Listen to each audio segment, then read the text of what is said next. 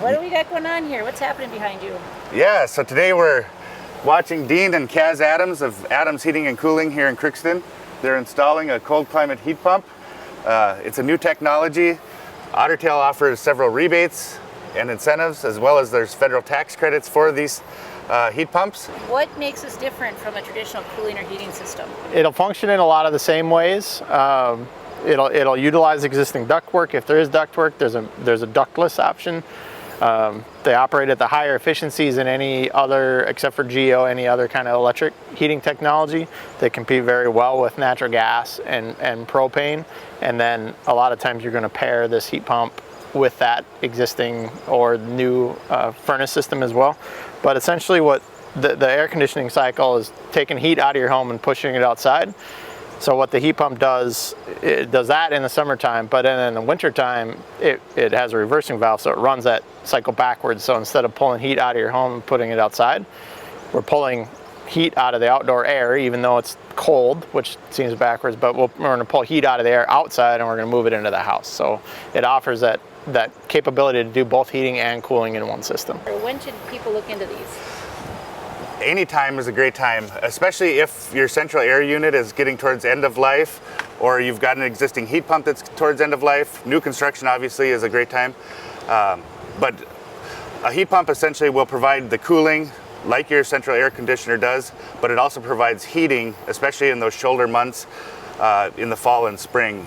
And it does it at an efficiency rating that is about 250% efficient. So you're saving money both on the heating season and on the cooling season because of the added efficiency. How do we find a contractor to put these in? Luckily, Ottertail Power recently added Find a Contractor tool on our website. We've also got what's called a quality installation program, where these contractors have went through special training specific to heat pumps and installation of heat pumps, and you can find that on our website. And in choosing one of the quality installers off of our website, we've added an additional rebate for doing so.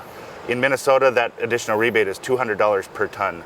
So if you pair that with our rebates on a ducted system of $800 per ton, with a quality install, it goes up to $1,000 per ton. And on a ductless system or a mini split, the traditional rebate on a cold climate is $600 per ton. With the quality install, it goes up to $800 per ton. So you're going to look at a heat pump and you might feel like you're like advancing down a road that nobody else has gone.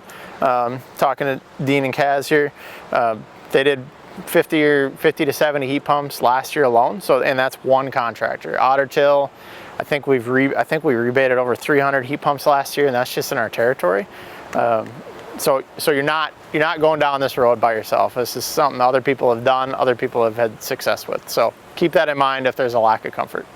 Yeah, so if you're looking for a new heating or cooling system, say your air conditioner is at end of life, or maybe you've got a window air conditioner and you want to get a more efficient unit, heat pump is definitely a great option. The mini split heat pump, if you don't have ductwork, and the ducted system, if you do have ductwork, works very similarly to how your central air unit works now. It's just it provides a more efficient heating and cooling. So why is Ottertail Power, working towards energy efficiency? Yeah, it seems backwards that we're going to promote less use of our product, but there's other pieces to it. Partially state goals, like Minnesota has a goal, and then also when you can reduce usage during like our peak time, so like that refrigerator might be running at a peak time, the heat pump might be running at the peak time. So when you can reduce that usage, it avoids building new power plants. So that's a major draw too. So there's kind of a double bonus on why we're doing it. Yeah, it essentially helps us keep our rates lower by not having to buy electricity off of the grid at a higher price, or building new power plants at an additional cost to ratepayers. Well, and nobody wants a power plant in their backyard, so... Yeah, so yes. If we can lower demand, it'll help utilize what we already have.